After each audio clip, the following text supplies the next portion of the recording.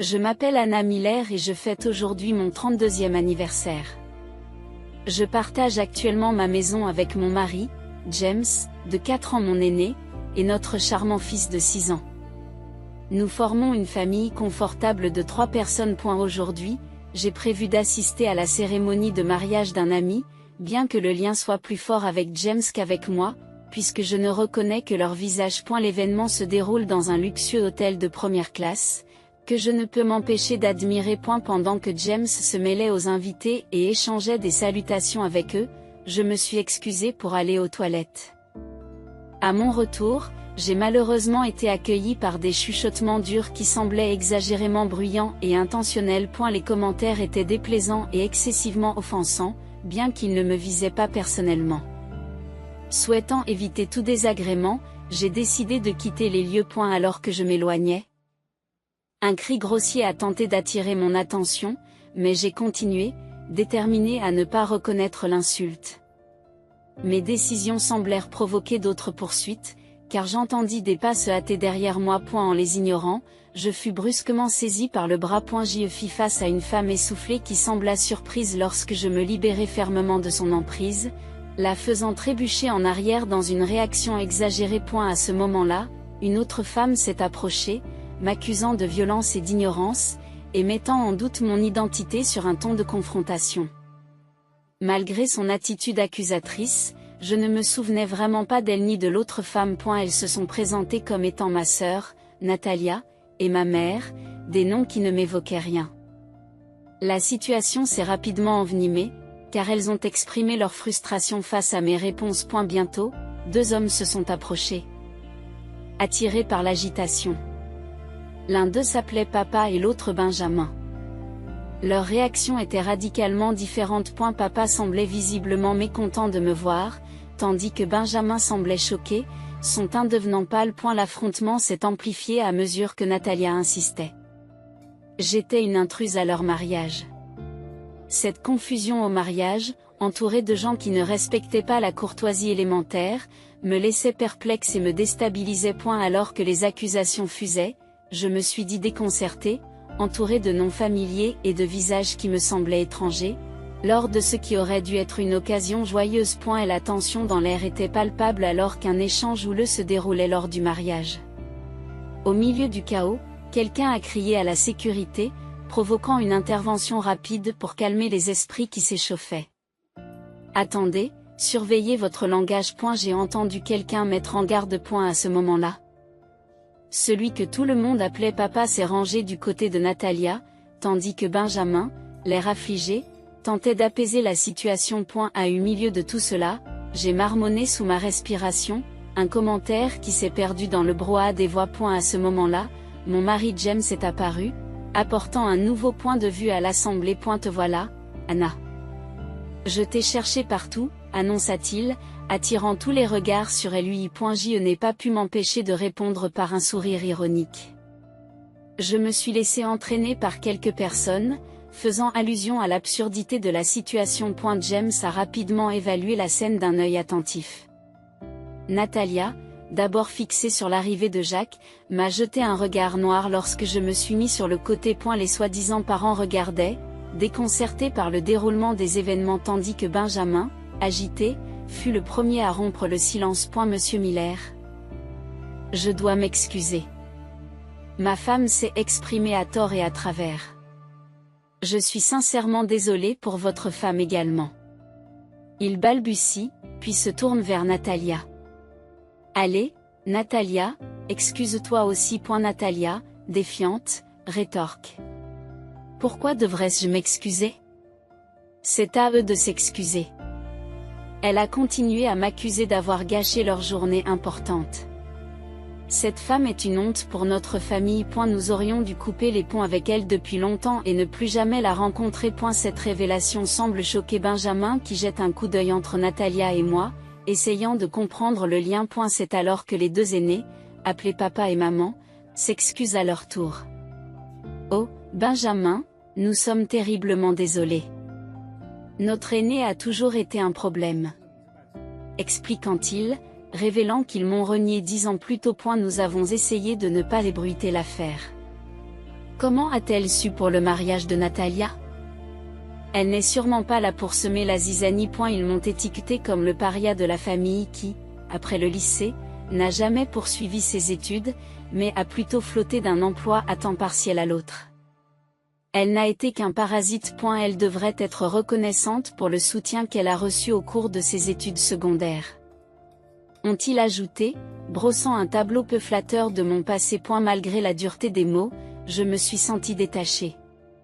Il s'agissait bien des personnes que le registre familial identifiait comme mes proches, mais mes liens affectifs avec elles étaient rompus depuis longtemps. Ils avaient toujours privilégié ma jeune sœur, de 5 ans ma cadette, par rapport à moi. Et la famille de notre père avait une longue lignée de médecins, et notre maison faisait office de clinique où ma mère travaillait comme infirmière. Pour les étrangers, nous pouvions sembler être une famille sans lacune.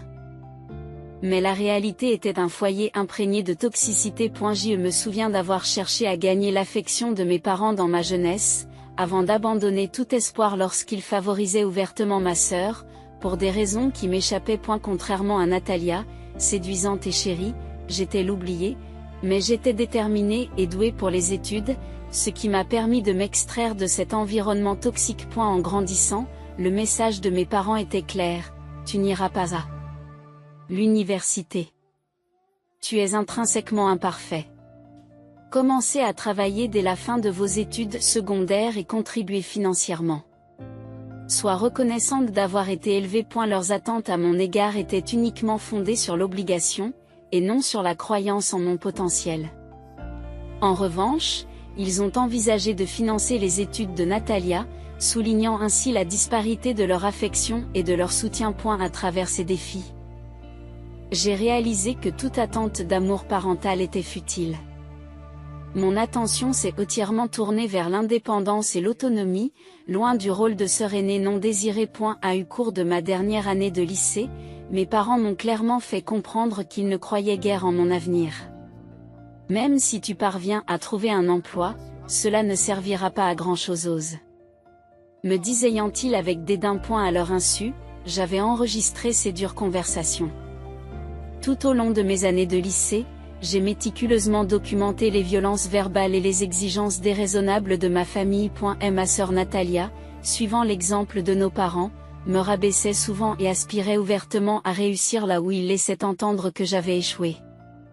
Je vais devenir médecin et reprendre le cabinet de papa. Et ne vous inquiétez pas, je travaillerai assez dur pour nous deux, puisque ma grande sœur ne peut pas le faire, disait-elle fièrement. Tandis que nos parents hochaient la tête en signe d'approbation. Ces conversations, ouvertement dévalorisantes, se déroulaient régulièrement comme s'il s'agissait d'un scénario pour un drame, soulignant leur mépris pour moi tout en louant Natalia comme la fierté de la famille. Après le lycée, j'ai occupé divers emplois à temps partiel pendant environ 4 ans. Techniquement, je vivais toujours à la maison, où j'étais considérée comme une nuisance, mais ils refusaient de me laisser partir, voulant me garder sous leur contrôle. Secrètement, j'ai loué un appartement. Je savais bien qu'en tant qu'adulte, je n'avais plus besoin de leur permission pour prendre mes propres décisions. Il y a eu des difficultés, notamment pour trouver un garant, mais j'ai déclaré moins de revenus que je n'en gagnais réellement afin de minimiser les exigences financières de ma famille. En outre, j'ai commencé à investir, augmentant lentement mon épargne. Lorsque Natalia préparait ses examens d'entrée au lycée, elle a prétendu qu'elle ne pouvait pas se concentrer avec moi à ses côtés, et on m'a finalement demandé de partir. Mes parents s'attendaient probablement à ce que cette situation soit temporaire, mais pour moi, c'était la pause dont j'avais besoin pour acquérir une totale indépendance. À leur grande surprise, je ne suis jamais revenue. Au fil du temps, je n'avais plus d'importance pour eux. Natalia était tout ce dont ils avaient besoin.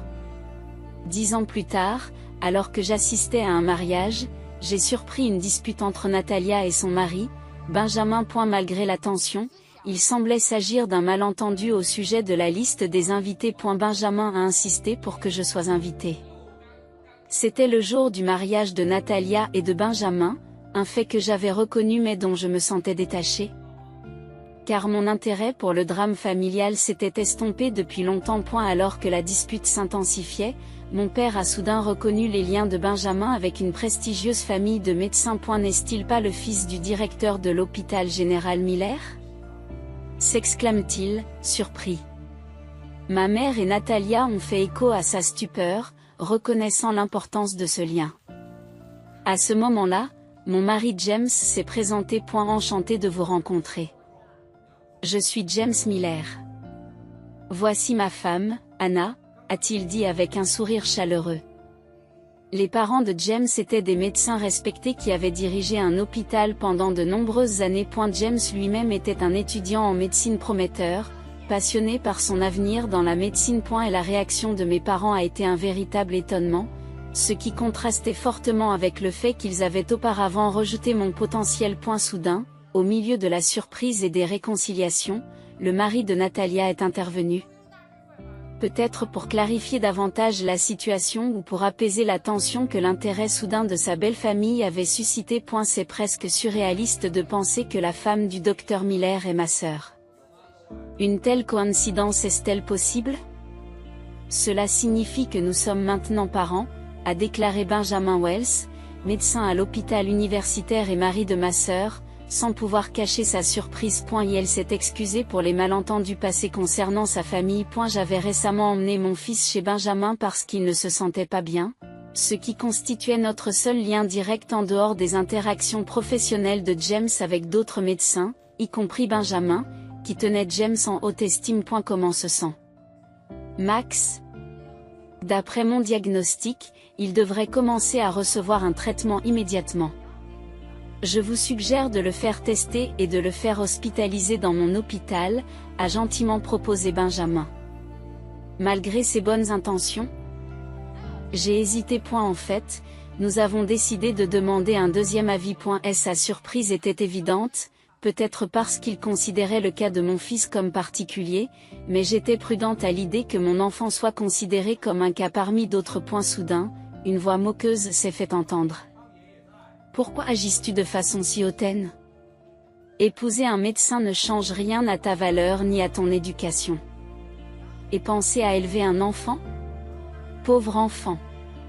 C'était Natalia, ma sœur.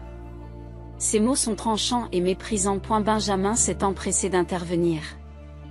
Natalia, arrête, s'il te plaît. Nous sommes une famille.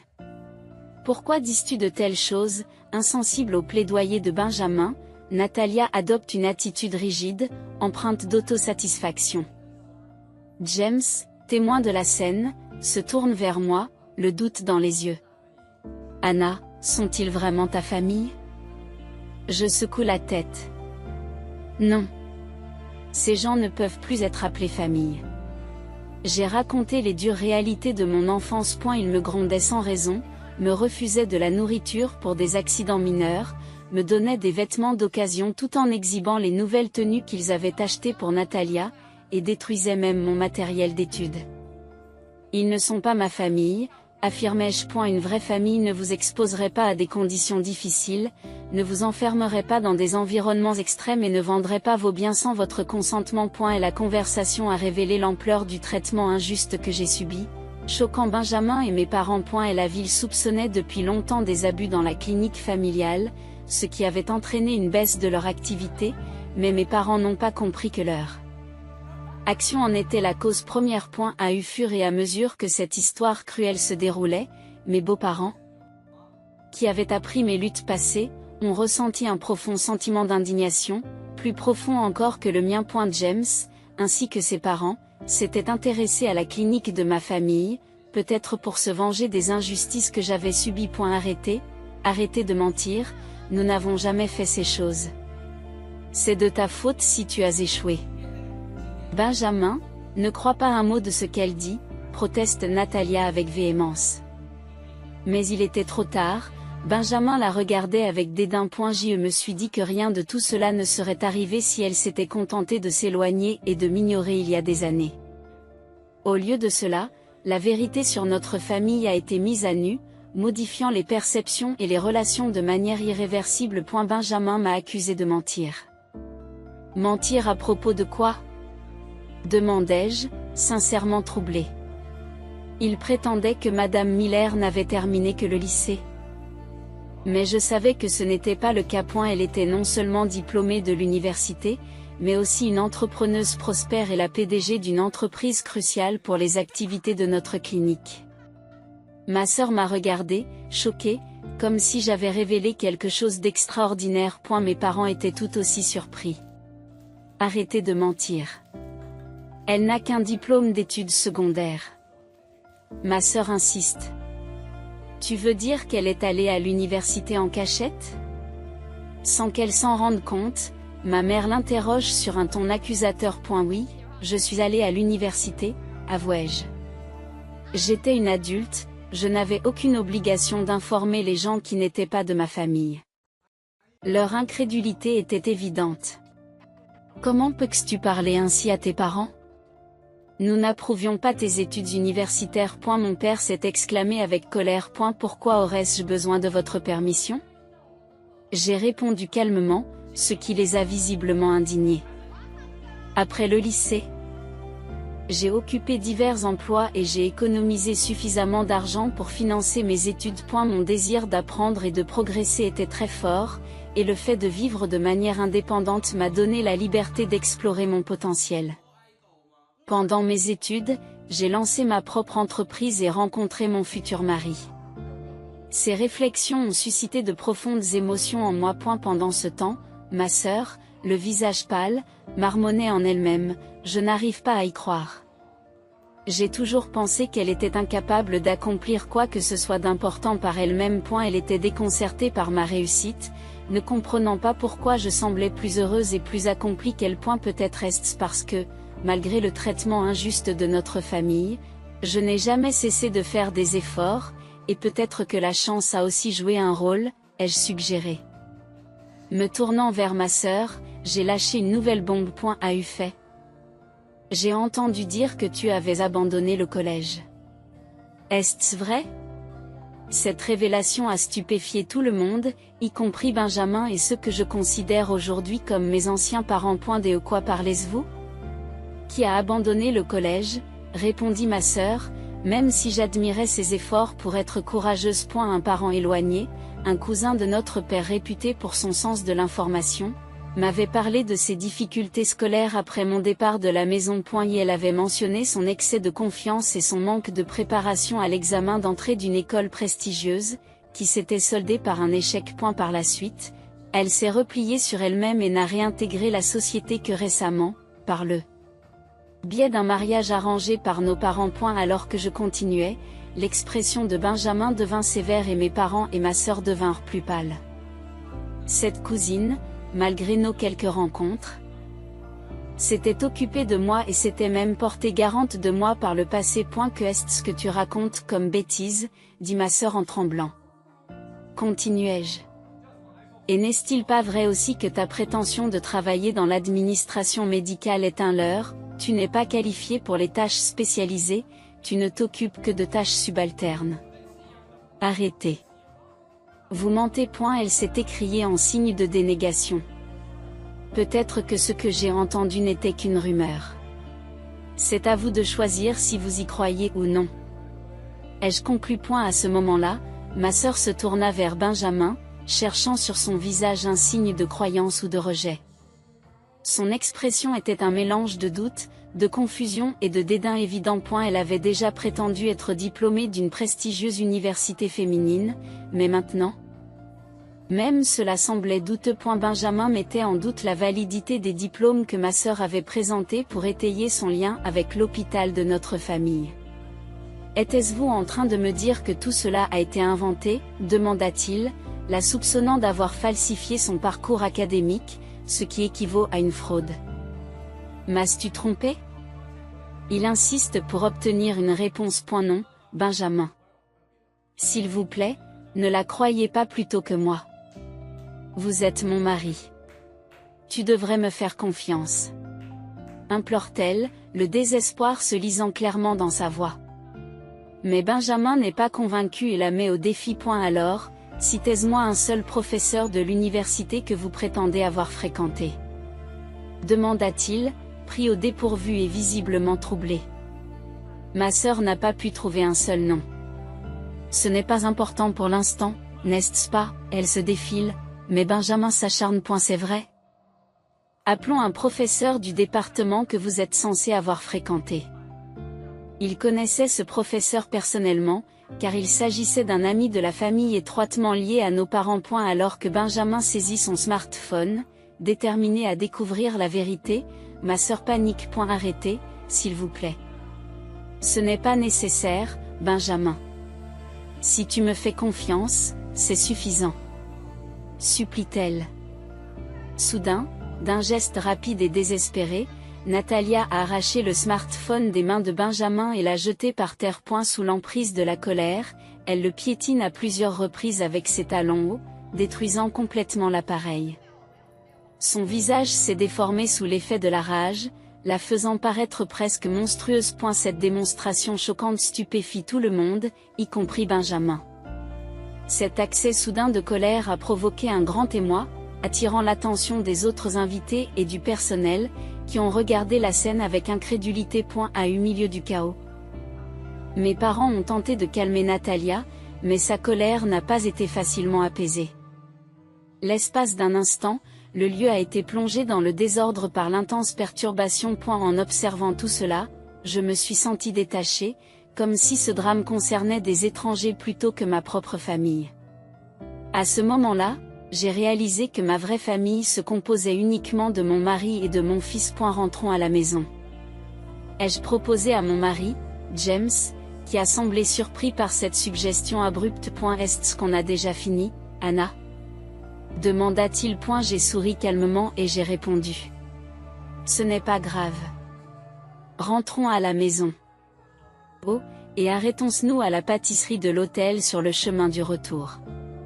Ils ont un gâteau très populaire ces derniers temps. C'est une bonne idée, acquiesce James, et avec un léger rire, nous laissons derrière nous la scène chaotique. Plus tard, j'ai appris que Benjamin avait fait l'objet d'un procès pour avoir fait de faux diagnostics et avoir surfacturé des patients. Suite à cela, mes anciens parents, désormais dans une situation désespérée, m'ont demandé de l'aide.